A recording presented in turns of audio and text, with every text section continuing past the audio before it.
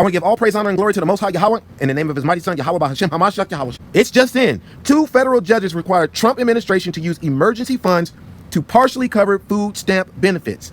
Look, folks, these judges straight up told him, you have to tap into that nearly $6 million and pay these people's EBT. And I know that might be sore contention for a lot of you hypocrites that are out there. I know that might make you just angry out of this world. And why is that? Why does it make you so angry? It makes you angry because you figure, yeah, all of you guys are all able-bodied and y'all should go out there and you should go work, and you have zero compassion for the poor and the needy. See, one thing that y'all don't understand about the EBT has already been allocated and paid for years in advance. That's what y'all don't understand.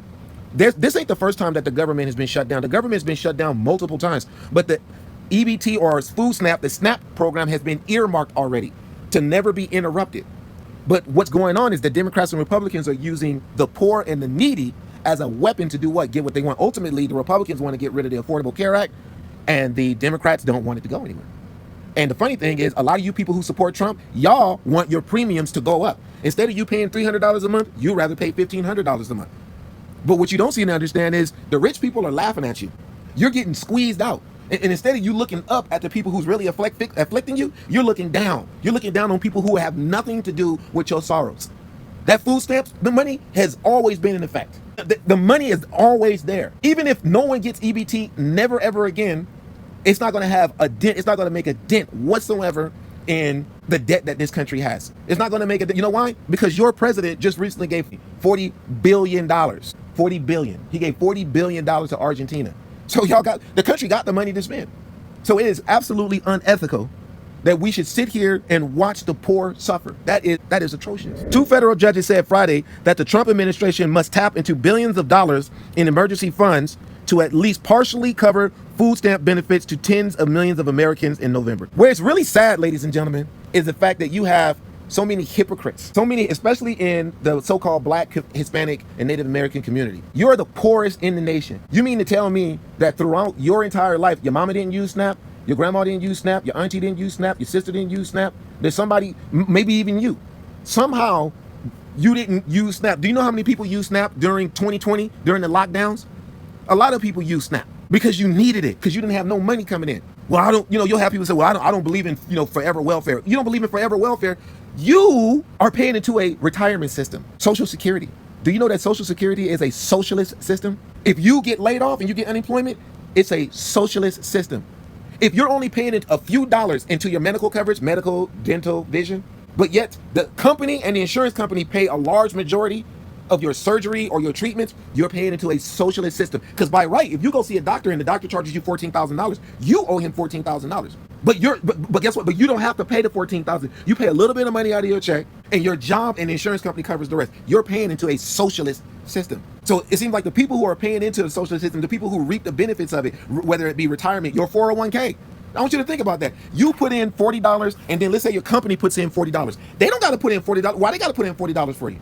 So you're paying into a socialist system. When you take vacations and they pay you, I want you to think about that. If you work 40 hours a week and they give you paid time off, right? They give that to you as a perk. Then you're paying into a socialist system. So you get to take a week off or 2 weeks off from work, and they pay you for doing nothing. So do you know that subcontractors, they don't live a life like that? They work, they eat. They don't work, they don't eat. So you're paying into a socialist system. You practice a social system. But then you sit back and you look at somebody who might have mental illness, or someone who's a child that can't work, or someone who's elderly, or someone who's handicapped. Or you have a lot of people who are just flat out unemployable. You think people are living on the street because they want to live on the streets, and it's always the poor people. I don't care, even if you got $1 million in the bank, the Most High said that you're poor. His children are poor. The so-called Blacks, Hispanic, and Native Americans, you're poor in spirit. And you're the worst. You're the worst when it comes down to compassion. You talk the most crap. You have zero compassion. But you are one messed up paycheck away from being on the street your damn self. One missed paycheck from being homeless. You complain about living check to check. You sit back and look there. Instead of looking at the people that are robbing you blind, the oligarchy that's in the White House right now, you looking at people who don't have nothing to do with your financial woes. Somebody that's collecting SNAP, they ain't got nothing to do with you. Your taxes will remain the same. Even if they never pay SNAP ever again to anybody, your taxes ain't going down. Your taxes are going to constantly go up. That's because you guys don't pay attention. You're not paying attention. But I'll tell you right now, you're committing a sin by not having compassion. Let's see what the scriptures say about that.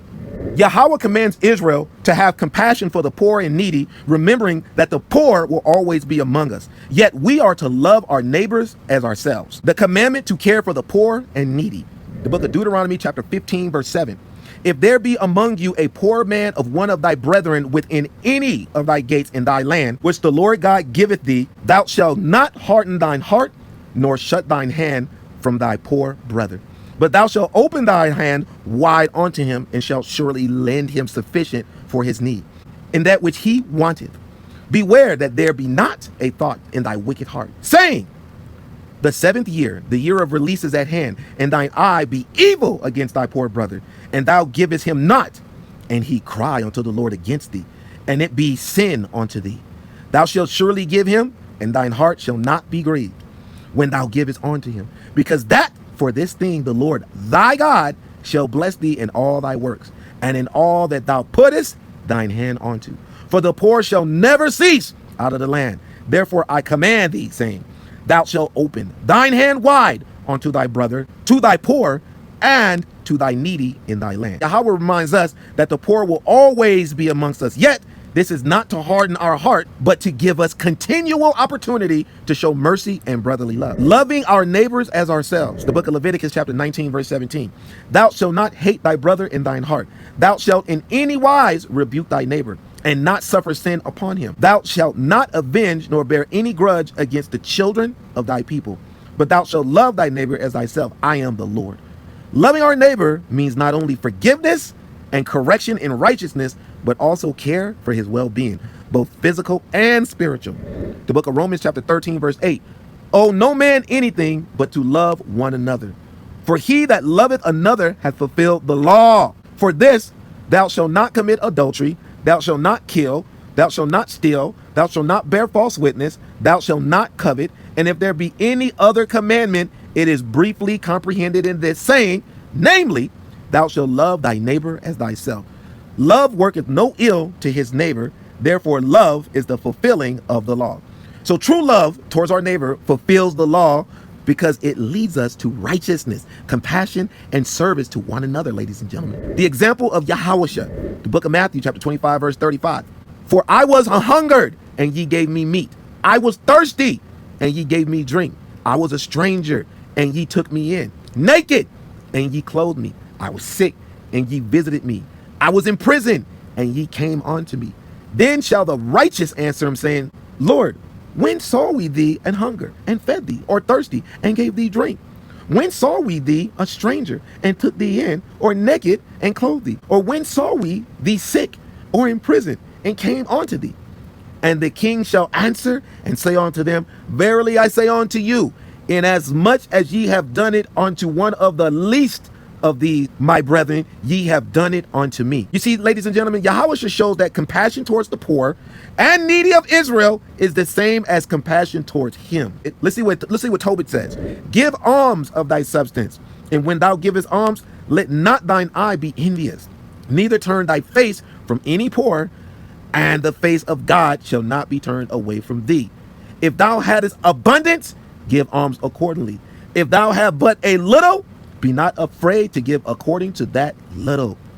For thou layest up a good treasure for thyself against the day of necessity.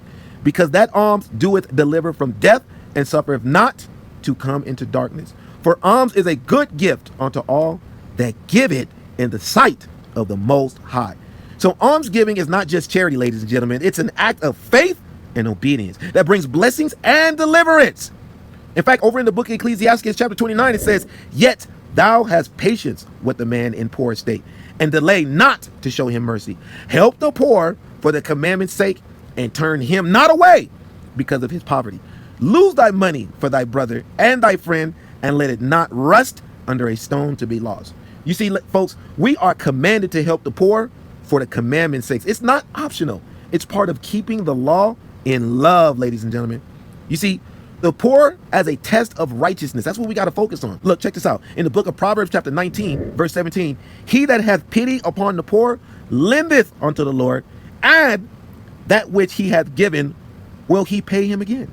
So know this, every act of compassion is recorded by Yahweh, folks. It ain't for nothing. So what we give to our poor brethren is seen and rewarded by him. Look. In the book of 1 John chapter 3, verse 17, it says, look, watch this. But whoso hath this world's goods and seeth his brother have need and shutteth up his bowels of compassion from him, how dwelleth the love of God in him? My little children, let us not love in word, neither in tongue, but in deed and in truth. That's the problem with a lot of you Christians. Most of you, especially you American black males, you're like the least compassionate, and you call yourself Christians. See, you got to understand that love is proven through action, okay? Feeding, clothing, comforting, and strengthening our brother. That's right there. It's how you show love. Not just in word, I love you, I love you. Well, hey man, I'm hungry. Well, I'm gonna pray for you, brother. Well, then you don't love me. I don't need you to pray for me, nigga. I need to eat. No, you need to pull yourself up by your bootstraps and get it. The most, today, right now, in 2025, a lot of American black males are white supremacists against your own people. You're anti-black, and it's pathetic. Know this, the poor will always be among us, and this is a continual reminder to show mercy and humility, the book of Deuteronomy chapter 15, verse 11. So you can't just look down, oh, you guys are able-bodied. You don't know nothing about the people who get EBT. You know nothing about them. They would rather be in your position and own a big old 4-bedroom house and have $800,000 in the bank and goddamn drive around in brand new cars. I mean, because that's what it looked like on the internet. It looked like you got it going on. They would rather be that. And you can go get food stamps while they got it going on. Then they can drive by honking at you going, get a job. Loving our neighbor as ourselves means actively helping the poor, correcting righteously, and bearing one another's burdens. The book of Leviticus chapter 19, verse 11, and Galatians 6 and 2. See, the man who y'all ignorantly calls Jesus, his name is Yahawashah. And Yahawashah himself identifies with the poor and afflicted of Israel, saying that what we do for them, we do unto him. That's in the book of Matthew chapter 25, verse 40. All y'all like to say, you Christians, I'm talking about for the Christians. Well, then be like Christ then, because that's what y'all think it's about. You think Christian is about being like Christ, then be like him then.